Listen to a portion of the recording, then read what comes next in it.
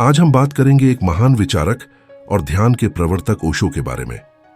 ओशो, जिनका असली नाम रजनीश चंद्र मोहन था, ने आत्मा की अनगिनत रहस्यों को समझने का प्रयास किया और उनकी शिक्षाएं हमें आज भी प्रेरित करती हैं। ओशो का जन्म 11 दिसंबर 1931 को मध्य प्रदेश के रायसेन जिले के कुचवाड़ा गांव में हुआ।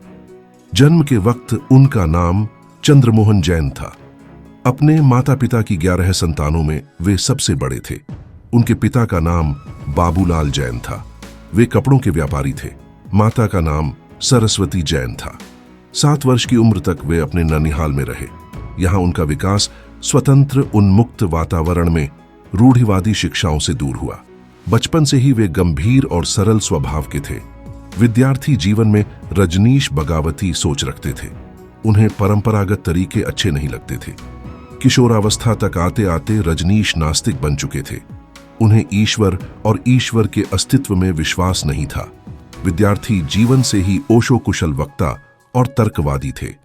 कुछ समय के लिए वे राष्ट्रीय स्वयंसेवक संघ में भी शामिल हुए थे। उन्होंने अपनी किताब glimpses of my golden childhood में लिखा है कि उन्हें बचपन से ही दर्शन में रुचि हो गई थी। ओशो शब्द कवि विलियम जेम्स की कविता ओशनिक एक्सपीरियंस के शब्द ओशनिक से लिया गया है। इसका का अर्थ है सागर में विलीन हो जाना। खुद ओशो के अनुसार शब्द ओशनिक अनुभव का वर्णन करता है, लेकिन अनुभवकर्ता यानी अनुभव करने वाले के बारे में क्या कहेंगे, इसके लिए हम खुद के लिए ओशो शब्द का प्रयोग करते हैं। ओशो का मतलब है सागर से एक हो जाने का अनुभव करने वाला है। उनका योगदान ध्यान और तात्कालिक जीवन शैली पर ध्यान केंद्रित था। ओशो को ध्यान के गुरु के रूप में जाना जाता है और उन्होंने विभिन्न ध्यान तकनीकों की शिक्षा दी। उनका कहना था कि ध्यान से ही आत्मा का सच्चा दर्शन हो सकता है। ओशो का दृष्टिकोण अत्यंत विचारशील था। उन्होंने सामाजिक, राजनीतिक और धार्मिक मुद्दों पर अपनी विचारशीलता का प्रदर्शन किया।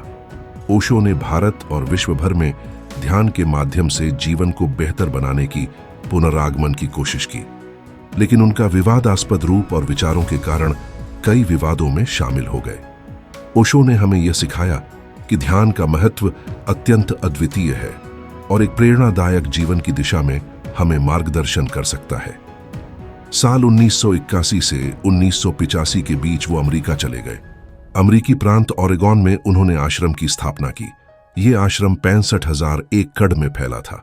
ओशो का अमेरिका प्रवास बेहद विवादास्पद रहा। महंगी घड़ियां, रोल्स रॉयस कारें, डिजाइनर कपड़ों की वजह से वे हमेशा चर्चा में रहे। ओरेगॉन में ओशो के शिष्यों ने उनके आश्रम को रजनीशपुरम नाम से एक शहर के तौर पर रजिस्टर्ड कराना चाहा, लेकिन स्थानीय लोगों ने इसका विरोध किया। इसके बाद 1985 में वे भारत वापस लौट आए। भारत लौटने के बाद वे पुणे के कोरेगांव पार्क इलाके में स्थित अपने आश्रम में लौट आए। उनकी मृत्यु 19 जनवरी 1990 में हो गई। उनकी मौत के बाद पुणे आश्रम का नियंत्रण ओशो के करीबी शिष्यों ने अपने हाथ में ले लिया।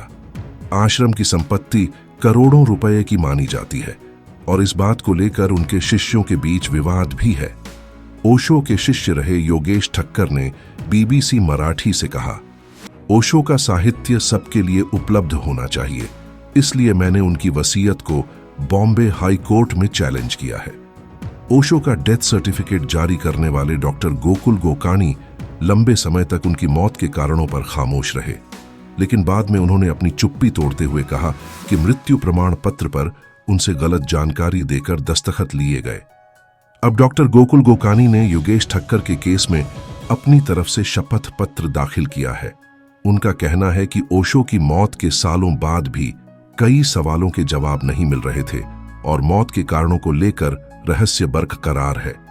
उम्मीद है यह वीडियो आपको पसंद आई होगी। अगर इस वीडियो ने आपकी थोड़ी सी भी जानकारी बढ़ाई हो तो हमारे चैनल को अभी सब्सक्राइब करें और ज्यादा से ज्यादा लोगों तक यह वीडियो जरूर पहुंचाएं।